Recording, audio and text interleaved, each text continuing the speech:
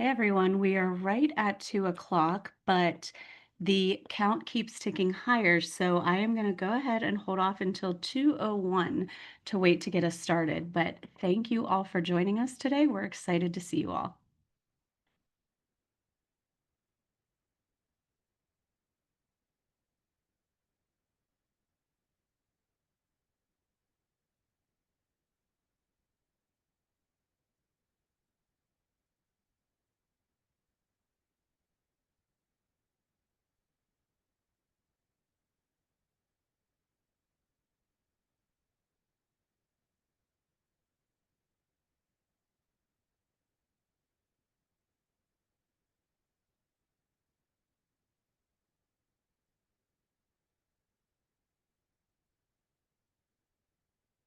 Okay, it is almost 2:01 and it seems like the joiners have slowed down, so we are going to go ahead and get started.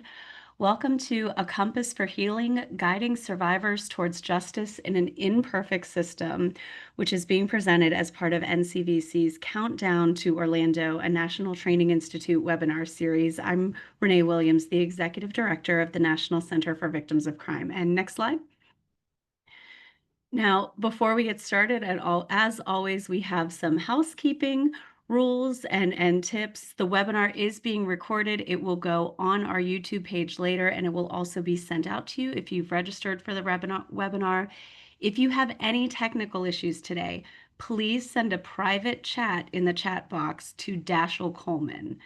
Attendance certificates and CEUs are not going to be provided today. We will provide them for NTI, but they are not provided for these webinars. And we do have live captioning available for those who need it.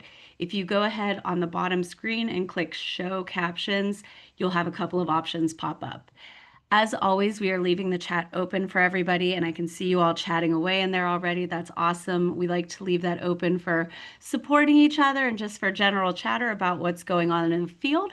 But an important note about that is if you want a question to be presented to the presenter, which we'll have NCVC staff watching that, please make sure you put that in the Q&A section specifically and not in the chat box. We will not be able to answer any questions that arise in the chat. And we won't be interrupting this presentation for questions. We will be asking all of the questions at the very end of the presentation. And again, you're here because this is the road to Orlando. So we are hoping you will all join us at the 2025 National Training Institute, which is September 3rd through the 5th this year. And because it is NCVC's 40th anniversary, we've got a couple of really special events lined up, specifically in Disney, and we're super excited to share them with you. Sponsorships are still available. Again, there will be CEU credits available for that. We'll have over 60 sessions and lots of plenaries and lots of great information. So please go ahead and scan that now if you've not already signed up. And next slide. And then again, this is a webinar series, so we will have next month's countdown is recognizing and responding to elder abuse in tribal communities. We're super excited about that, and it's going to be Wednesday, June 4th from 1 to 2 p.m. And the registration link will be available in the chat. And that is all of my housekeeping. So I am super excited to turn it over to Robin Sordelet, who is a clinical social worker and advocate for trauma-informed care and violence prevention. Her career includes work with the criminal justice system, community organizations, and legislative advocacy on federal and state levels. Robin is committed to empowering advocates to address their own psychological and emotional health in order to enhance survivor outcomes and wellness in the field. Her work focuses on vicarious trauma and resilience, systematic causes of burnout, and sustainable advocacy practices. Robin, I'm going to turn it over to you, and thank you for joining us. Thank you so much, Renee, and thank you so much to NCVC for the invitation to connect with you all here today. I am going to echo what Renee said about the chat. I really want you guys to engage in there, and I would love to say that I can always be keeping an eye on it, but multitasking is not something I am great at when I'm training. So if you have questions, it's so much better to throw them into the Q&A so somebody else can keep track of those for us. So before we move forward, I want to have a couple of shared agreements for us. First and foremost, I think we can all agree that this is an imperfect system, right? There are a lot of trainings about vicarious trauma for a reason, because this system is difficult to navigate for all of us who are working in it as victim services professionals and for the survivors who have to navigate it as well. Second of all, many things can be true at the same time, right? So as we move throughout this training, at no point do I expect you to make a decision about what is right and what is true. Each survivor defines healing and justice differently, and so do we. And we can make room for difference even when it's uncomfortable. That's my polite way of saying that. I encourage you to disagree with me. I encourage you to disagree with your peers. And also the acknowledgement that there are going to be times that you disagree with the survivors that you're working with. And lastly, we're not going to fix the system today, right? We have 60 minutes, but it's a start. We're here. It's a start. These conversations are really important.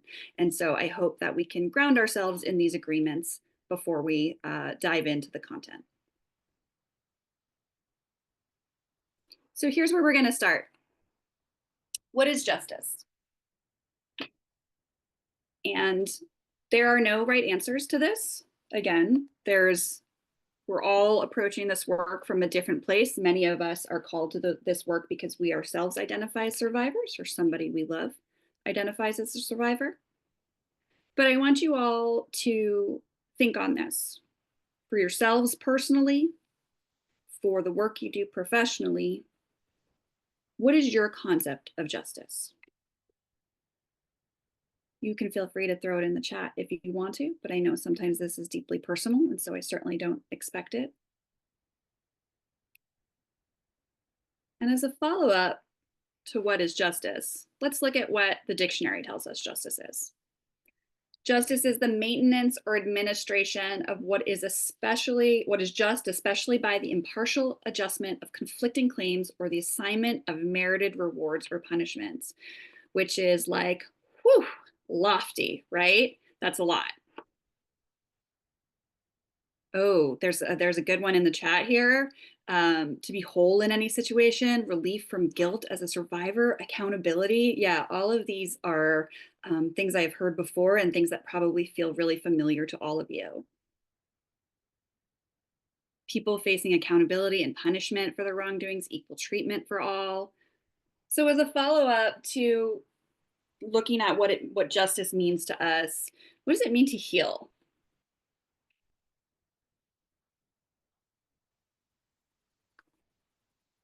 We know what the dictionary tells us, right? To heal is to make or become healthy or whole again, to restore to original purity or integrity.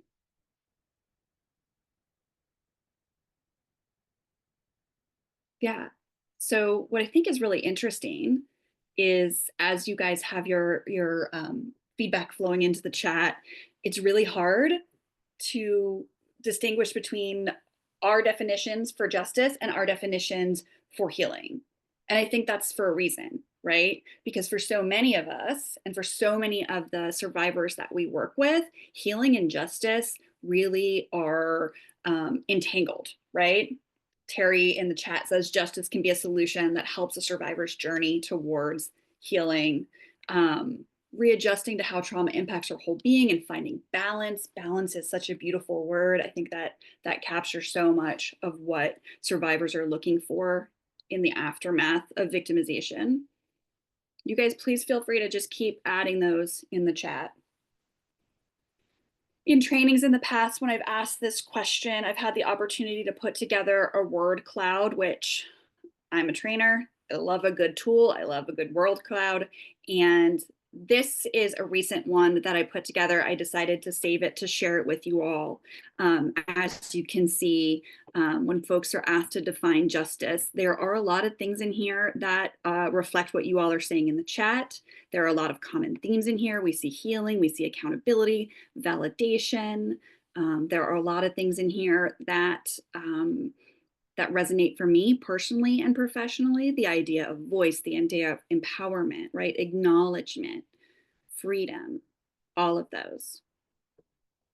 And the reason that we need to dive in and talk not only about what the dictionary defines as justice and what the dictionary defines as healing, but also about how we view it, is because that gets us closer to the point of understanding how the survivors that we work with may conceptualize justice and healing for themselves. So here's where we exist right now, right? The system defines harm, the system defines justice, and then an optional step is healing. Somewhere tucked in here is a legal outcome, right? For folks who pursue the legal process in response to the victimization that they experienced. But what if we move towards something like this, where the survivor defines harm and the survivor defines justice, and all of this is happening at the same time as healing is happening. All of us have heard that healing is not a linear process, right? All of us have experienced that for ourselves. If we have experienced trauma or victimization or any kind of harm in our lives. And we have also seen that to be true for the survivors we work with, right? There is nothing linear about healing, which makes it really hard to try to fit into a very linear process, right? Our legal system is intentionally linear. We need that order, we need that process, versus this cycle right here. This ongoing definition of a survivor defining harm, this ongoing definition for survivor defining justice, then healing being a continuing process.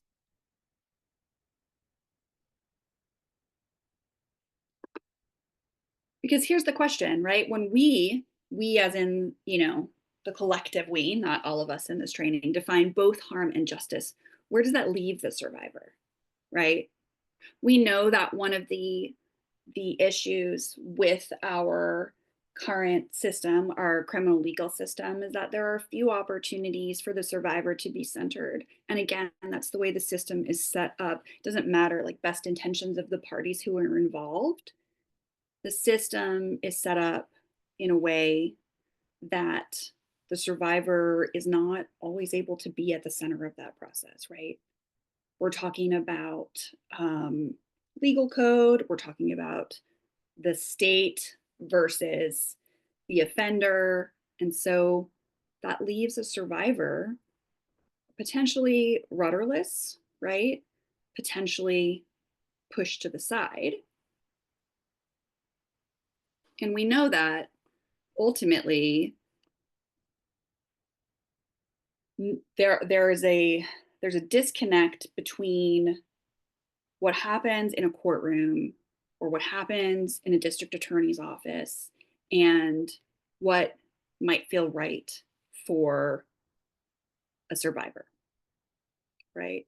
We know that there can be a successful outcome in the courtroom and a survivor still doesn't feel justice, a survivor still doesn't feel healing. And alternatively, we know that things may not go as planned in a courtroom or in the legal process, and a survivor is able to access justice and is able to access healing. And I think that's a really important distinction, because what we're trying to do is we're trying to create a space where a survivor's sense of justice and access to healing is not tied to anything other than what they're working on and their own roadmap. And a few disclaimers before we continue. First of all, this is not either or, right? This framework does not suggest that survivors shouldn't seek justice through the legal system. Our goal is to support agency, right? So we are not directing survivors towards any specific definition of justice for them or any specific alternative. We're expanding the map. We're making more possible for them. So instead of viewing things in black and white, we're encouraging, that beautiful moment where Dorothy in Wizard of Oz suddenly sees the world in Technicolor. That's what we're encouraging. And we can multitask. Advocates can, and often do, support both legal navigation and broader healing, right? So we can do both. We can talk about the process that's ahead, that very linear process that has clear steps, procedural justice, right? And we can help guide a survivor towards that broader healing process that is not linear, that exists in kind of multiple different planes and is very self defined and very evolving.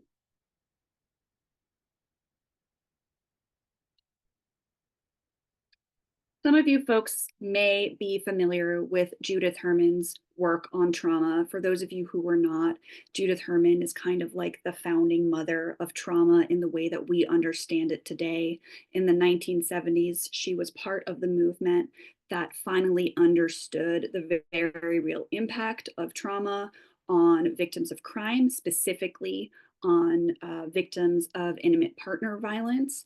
And she was the first person, one of the first people to link the similarities between combat veterans, folks who were coming home from Vietnam with severe trauma and lots of impacts on their functioning, and that kind of trauma and the trauma that victims of crime were experiencing.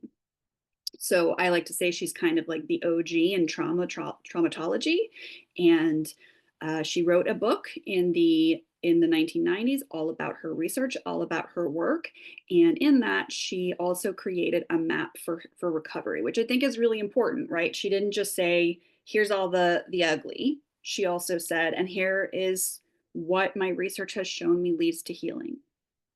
And so when Judith Herman originally wrote that book, she talked about some steps that probably feel really familiar to you all. Many of them are reflected in what we consider trauma-informed principles today. She talked about establishing safety. She talked about reconstruction and mourning.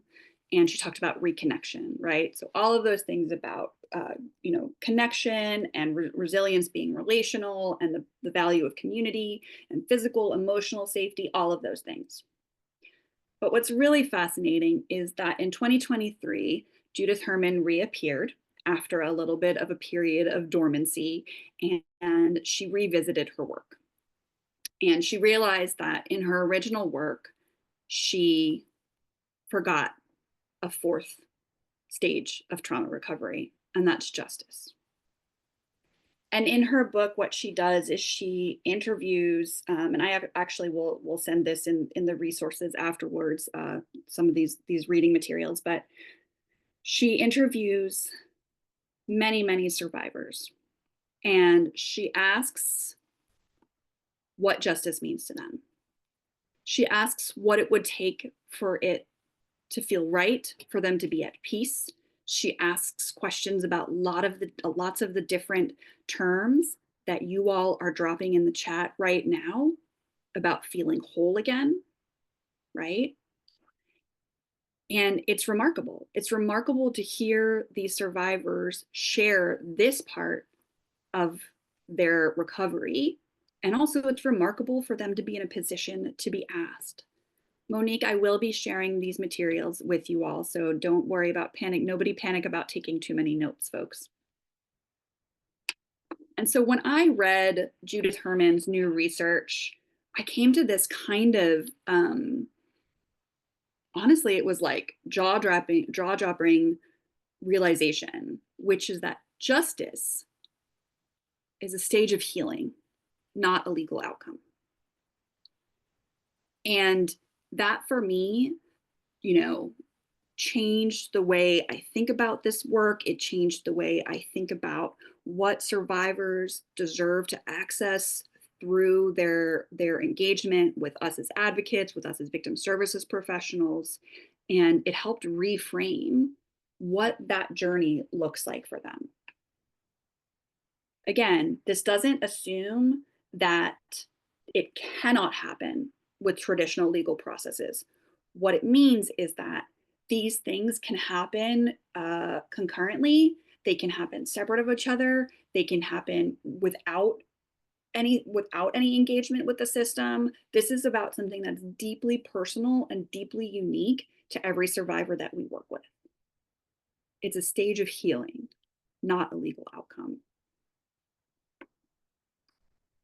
What Judith Herman says in the introduction to her book is I propose that survivors of violence who know in their bones the truth that many others would prefer not to know can lead the way to a new understanding of justice. The first step is simply to ask survivors what would make things right or as right as possible for them. This sounds like such a reasonable thing to do, but in practice, it is hardly ever done. Listening, therefore, turns out to be a radical act. Normally, I wouldn't include such a lengthy quote in a slide deck, but I really couldn't edit this one down because it really, really resonated for me. And I'm sure it does for many of you as well. Listening turns out to be a radical act. When we ask survivors what they want, what do we hear from them? And you guys are welcome to contribute in the chat, but I will tell you what I have heard from survivors, right? One thing we hear very frequently are survivors saying they just want to make sure that this doesn't happen to anybody else again, right? All that they want to make sure is that no other person has to experience what they've experienced. They just want to be safe. They want an apology. They want to understand why this happened, why them, why me, why my family, why my child, why my partner, etc. A public acknowledging all of those things. Yeah, they just want the offender to know what they did was wrong, something in between. Some victims do want harsh punishment. Some victims ask for the maximum amount that they can have, right? Some victims just want things for the here and now in their life, right? They want access to housing, they want access to counseling, they want to be able to pay their bills, all of these things. That's what healing looks like for them. That's what justice would look like for them. And so as I was looking at putting together a training about this that centers survivors' definition of justice, survivors' definition to healing, and what access looks like to them, and kept thinking about this metaphor of a map. And the irony of this is not lost on me. When I told my husband last night that I was finalizing this slide deck, he laughed because I have notoriously bad directional skills. And even with a map, I don't think I would make it out of a lot of places. So I am taking this metaphor as far as it can go with the acknowledgement that being able to navigate a map and navigate a complex system is incredibly difficult, right? You take me to a new city, a place where I've never been before, a place where none of the terrain is familiar to me, and it's going to be really hard for me to really tune into that compass, open my phone, and figure out where I'm going. But I think that is a really good metaphor for what survivors are experiencing as well. So if we think about our very first engagement with a survivor, and so much of this is about setting expectations, right? I saw somebody say that in the chat, that this is a lot about setting expectations. In many ways, what we're trying to do is we're trying to say, no matter what noise is happening out there, outside of this room, outside of this conversation, we are going to find your true north. We are going to build a compass for you. This direction, this path is yours. We can't control what's happening out there, but we can control here and here for you. And we're going to work on that together. So that starts with finding true north, right? But this is a reminder that justice is a direction, not a destination. We're not looking at that linear process. We're going to be always moving towards justice. I had a conversation recently with a survivor. I actually think she's here because I think I saw her chime in the chat, where she talked about how even years and years later after the harm that she experienced, she still has those moments where validation and connection are powerful to her, because that moment, that's justice for her in many ways. That moment of healing is justice. It doesn't matter that it was decades ago, right? Justice is not a destination. It's not a place that you arrive and you close Google Maps because you've made it there. This is an ongoing process. So we want to ask, what would justice look or feel like for you? We don't have to use those words because justice is a super lofty word, particularly on the first time we're engaging with a victim of crime. But we want to get to the place where we are helping them put together that map, helping them put together their compass. We're not going to make promises, and we're going to be clear about limits, right? This goes back to that expectation setting where we say, this is what I can do, and this is what I can't do. I don't have control over this, but I do have control over this, right? I don't have control over whether or not the DA happens to negotiate a plea deal, because that's not a decision that I make, and unfortunately it's not a decision that the survivor makes either. But what I can do is I can be a part of putting together access to victim offender dialogue, right? These are things that you have to set aside time for yourself to make that list. I can do this, but I can't do this. Again, it's not your role to define justice, it's to hand them that map. So much of when we talk about trauma responsive advocacy, we are talking about empowerment and agency and autonomy. And this is such a vital part of this. Your role is to help them restore trust in their own direction. We know that their compass may be rusty or broken, right?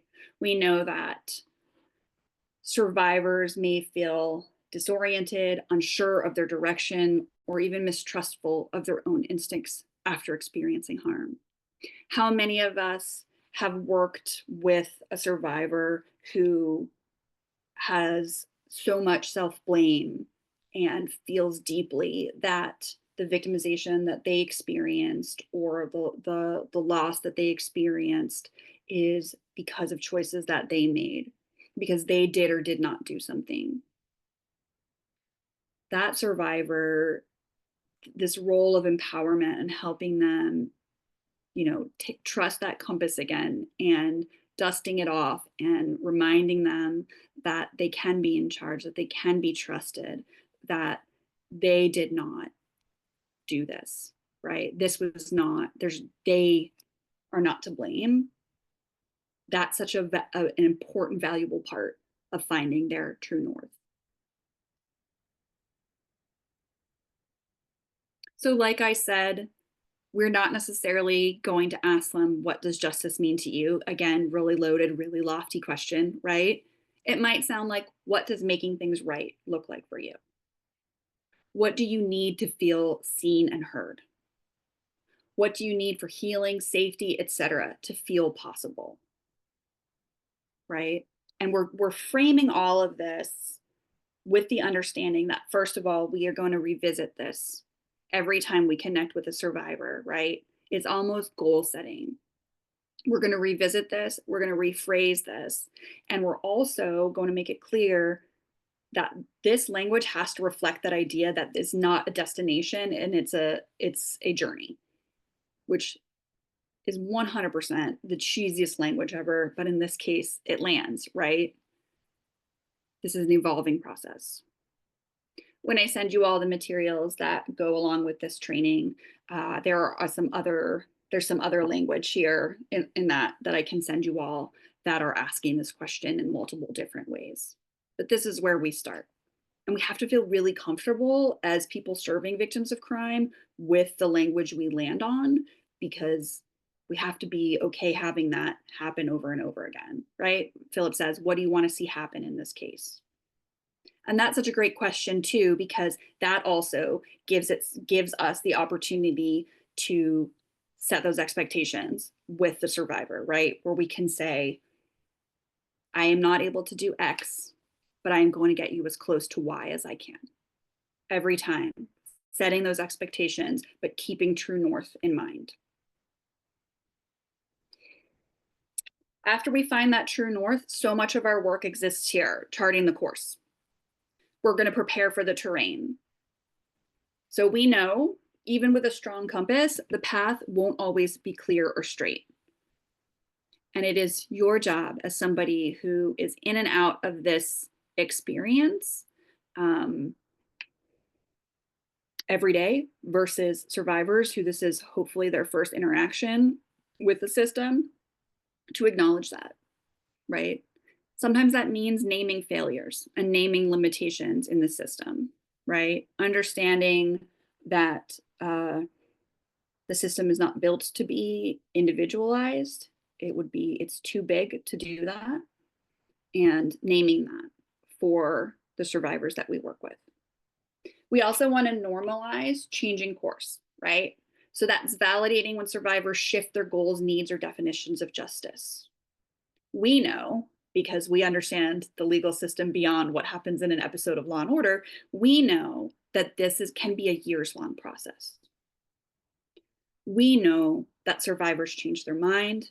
We know that as they're going through that process of healing, they may pivot, and as they evolve as human beings, as they evolve in their process of trauma recovery, there may be a time where they say, hold on, I feel like I need to revisit what I want out of this. I feel like what feels right to me wasn't what I said before, wasn't what I felt before. This happens a lot, right? When folks who want zero engagement and zero contact, suddenly may decide that they actually do want to do a victim impact statement at the end of the process. Maybe years later, they decide to engage in victim offender dialogue, right? All of these different options. So we have to remind them constantly that growth is movement, not inconsistency. And that can be really hard, because when somebody has made a decision about what they want, particularly if you're working in systems, right, we kind of like check the box of like, yeah, now we know what they want. We're all moving forward. And it's hard not to get frustrated, because unlike the victim who we're working with, we have a lot on our plate and we're navigating more than one case, right? We're also going to name the landmarks. And this is really important. And it's really hard not to do this in a patronizing way. And I will tell you that this is something, when I think about sample language and I try to provide folks with the language for this, I struggle with putting things together that don't sound patronizing out of context. But when I talk about naming the landmarks, I'm talking about acknowledging moments of clarity, strength, or validation along the way, because these internal landmarks can guide survivors. This is the act of turning around and saying, yeah, but look where we've come, right? This is the act of naming little victories. This is also an acknowledgement of kind of the obstacles that they have had to face. And this is not saying like, oh, you did that perfectly or you did that with ease. It's just naming that you did it, which is really powerful, right? So that might also sound like, when we talk about naming some of the failures of the system, naming some of the limitations, you might be saying, you have every right to feel the way you do. Your experience matters, and I'm committed to supporting you through this. It's okay to feel overwhelmed right now. This is a lot to process, and we'll take it one step at a time together. I hear you, and what you're saying is completely valid. And here's the thing. A lot of the times, I'm going to go back for a second. a lot of the times when we're living here, right, when we're living in this really rocky, uneven, meandering terrain, we have to be prepared with an answer to meet this a survivor's needs that a reconnects them to what their definition of justice and healing is going to look like, but b doesn't just dismiss this as this is just how the system works, right? And that's really hard because some of us are working in the system and we have to acknowledge the limitations of it while we ourselves are a part of it. And that can be incredibly challenging. So, again, this is one of those things where you want to almost put together some language around that. Because the last thing you ever want to do is say, yeah, I mean, I know that that was a really rocky path, and I know you almost fell off, and I know there was really nobody there to catch you, and I know that it would have been nice to have a harness, but like everybody else who does this has to get through it somehow, right? Yeah, and Katie says in the chat, I think this is spot on. um, Allowing space for venting and anger and not taking it personally. This is not your course. When we talk about charting a course, it's not even your course together, right? You're charting this course alongside them. You're empowering them to chart their own course, which means you have to take it seriously, but you can't take it personally. And that's really hard. It's really hard when you've had a really long day. It's really hard when you're exposed to so much trauma. It's really hard when you yourself are coping with your frustrations in that imperfect system we're talking about.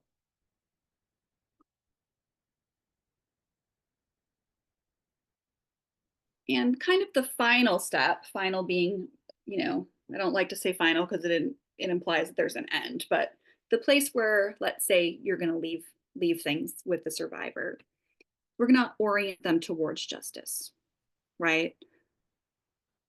When somebody is lost in the wilderness and they are trying to find their way towards their destination, they're trying to find their way out. We've all seen the movies where they're standing there with their compass and they're just waiting to be oriented again and oriented back towards north.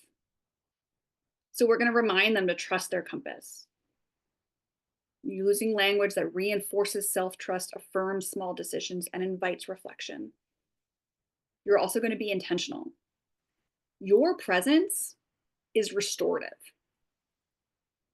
And instead of viewing that as something that puts a lot of undue pressure on you, I hope you'll take the invitation to view that as a tremendous privilege to have access to witnessing such resilience and such growth in another human being.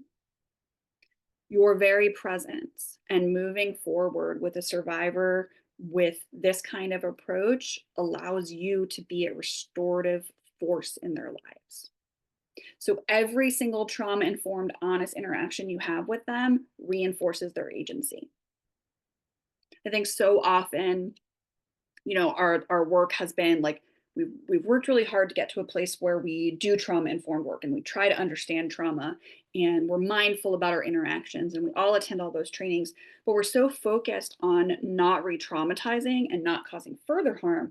I think we should actually flip that around, right? And say, what does it look like for all of our interactions to be healing? But the only way we know what is healing is if we ask. It's not going to be the same for everybody. And then lastly, we have to remember this isn't your journey, right? You have to leave that survivor kind of lost in the woods sometimes. And that survivor is going to move forward without you, but that's the point.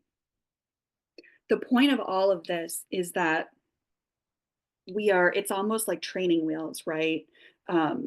We are waiting for that beautiful moment where, if anybody here has taught a young person to ride a bike, you're waiting for that beautiful moment where you take the training wheels off and you push them off and they don't realize that they're doing it by themselves until they turn around and see you. And that moment that moment where they are oriented towards justice and they're moving towards it by themselves independently, of course, with resources and support that you've helped connect them with. But that moment exists regardless of what is happening in a system. The outcomes in the system can be positive and they can align with what a survivor asked for, or maybe not, right? But it doesn't matter because we are orienting them towards justice at every single step. We are asking them to define for them what that looks like for them. Because how else will we know? How else will we know which way to point them in?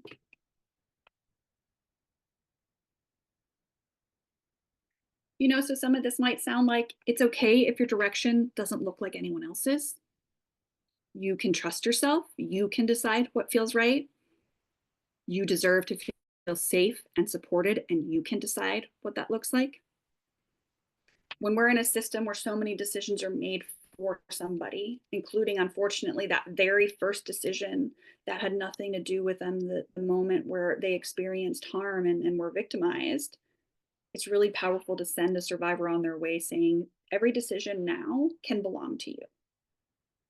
That's not saying you have control over everything that happens to you, right? But that's saying this is your path. You decide how to respond. You decide what you need.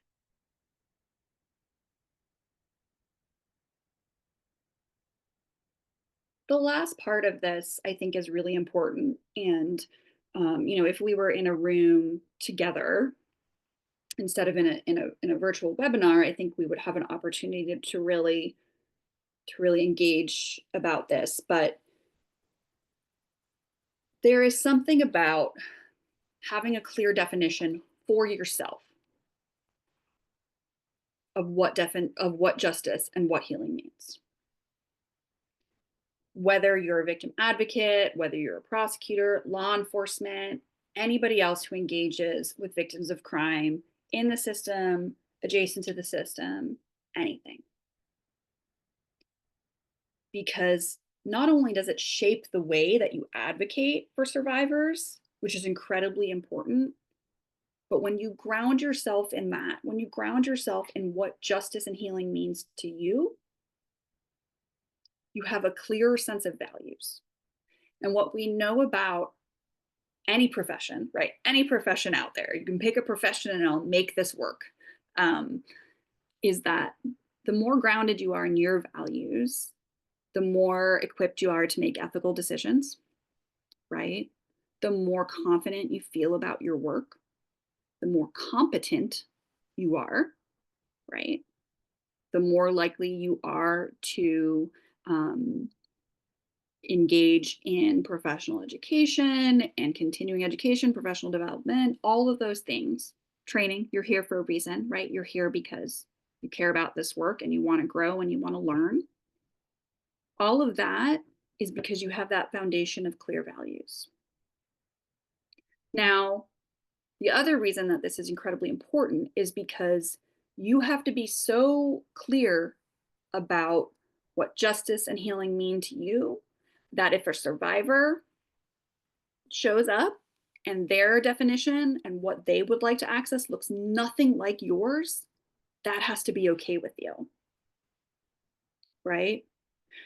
You have to understand that there's this great, I don't know how many of you love Amy Poehler, like I love her, I think she's brilliant, but she talks about good for you, not for me, right? Good for you, not for me.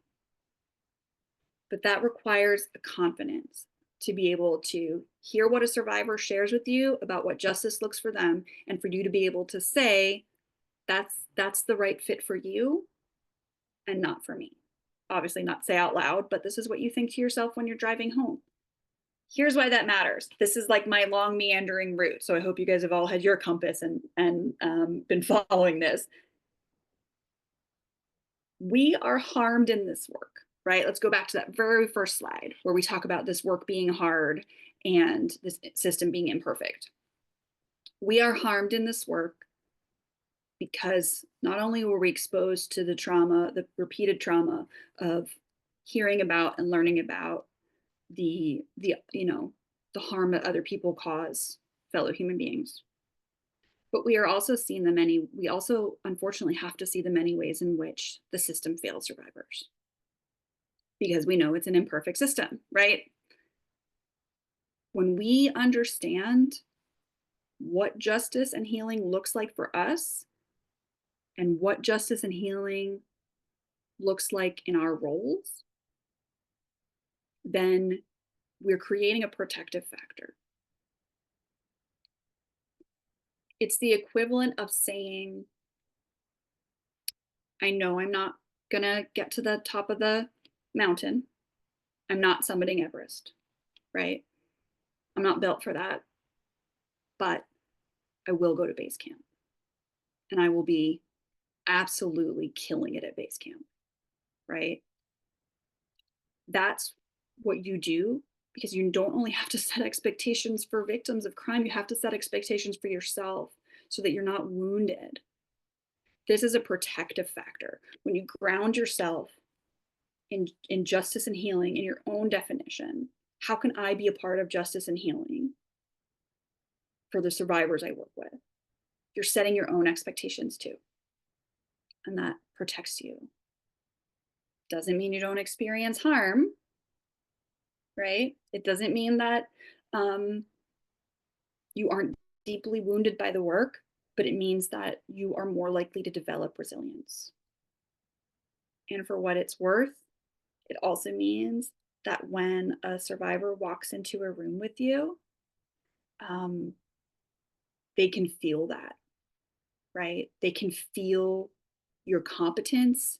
They can feel how grounded you are, your belief in the work. They can feel that you have like a really functional compass. Your compass is calibrated and always pointing to true north. And so, in a way, I think there's like a second training to accompany this one that is more about that, that is more about what does it look like to build your own compass. But the truth is that if we go back to those slides of where, where we have that evolution of a survivor defining harm and a survivor defining justice and healing happening all along the way, I think there's something to be said there about what healing can look like for people who work in victim services, right? Because I think that there's an argument to be made that yes, this work causes harm. Yes, you are exposed to a kind of vicarious trauma that most other professions are not, right? But so much of your work can be about healing. So you may have a day where it's all harm, right? And you are the crispiest, most burnt out piece of toast. But you also may have days where you're caught in that beautiful cycle of healing, because witnessing healing is healing. But how do we get to a place where we can witness healing? We have to equip survivors to do that. I do see comments in the chat about how valuable it is to have the recording and the slide deck. And I hear that absolutely. And so I think we can see, I'll chat with the NCVC folks about what that might look like. Because I know so much of the training is just me ad-libbing. So before we hand it over for you guys to ask questions, if you have any, I wanted to just share with you a couple of things. My email is there on the bottom of the slide. I believe that the folks at NCVC will also share those slides or my email with you when they share all of the materials, but I really encourage you all to reach out. Part of my role at the Survivor Center at Prosecutors Alliance is providing technical assistance. And I'm really fortunate because y'all, I get to live in that healing place. I get to live in that healing circle because for me, having the opportunity to provide one-on-one technical assistance and help guide folks in this process for themselves is healing and gets me closer to living those values of what justice and healing mean. I also encourage you all, we are a membership organization, so I encourage you all to sign up. And then you'll also get emails about other trainings that I do. Every month, I host a free training that is on the first Tuesday of every month. And then, of course, all of my comms people at Prosecutors Alliance would like me to share our all of our QR codes to follow us on social media. I didn't even know what this meant until yesterday, but I guess this is blue sky. So everybody, please feel free to follow. And then I guess we'll turn it over for questions if there are any questions. I don't know. I don't even see any. Yeah, thank you so much for that, Robin. That was incredible. Like Robin said, the chat is open for questions now, and we've got about 10 minutes. Folks, I really sped through it to give you a chance for questions. So Oh, there's one coming from the chat. Just a reminder for everybody, please put them in the Q&A, not the chat, but I did happen to see this one. And it is, how can I get certified?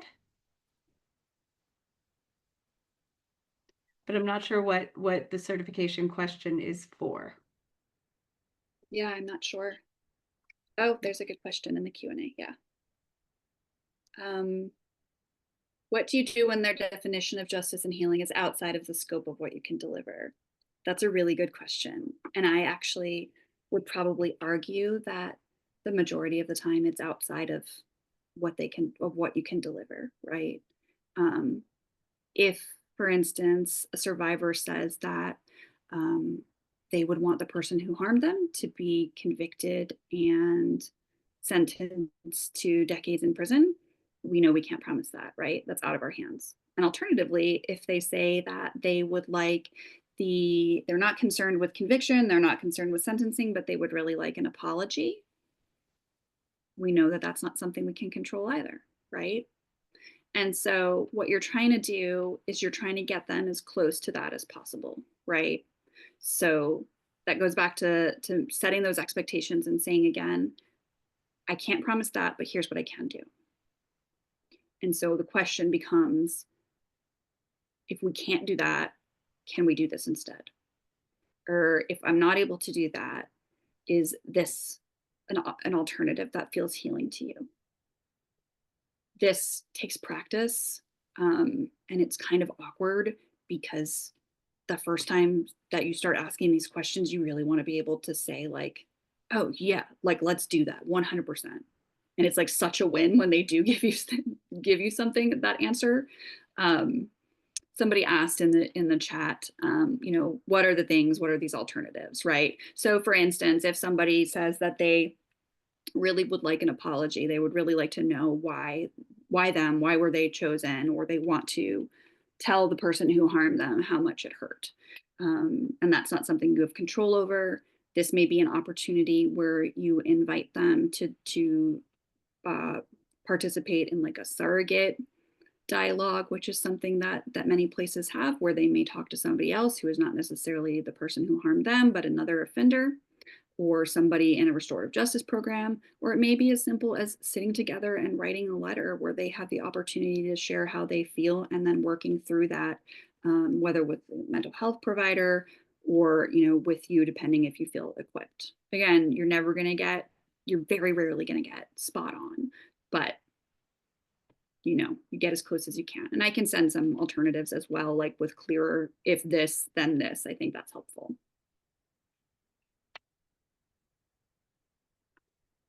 Somebody else asked, how can you become a certified advocate for victims?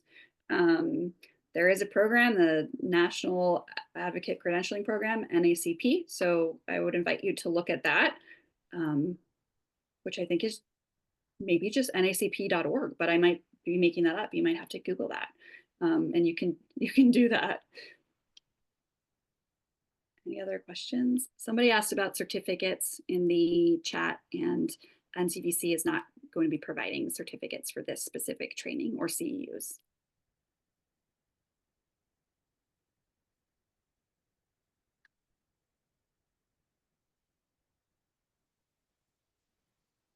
All right, I guess folks have quieted down. So we will give everyone 6 minutes of their time back. Robin, again, thank you so much for an absolutely fantastic presentation. We are so lucky to have you, and thank you all for joining us for this first installment of Road to NTI. We appreciate you all. Thank you so much. Thank you.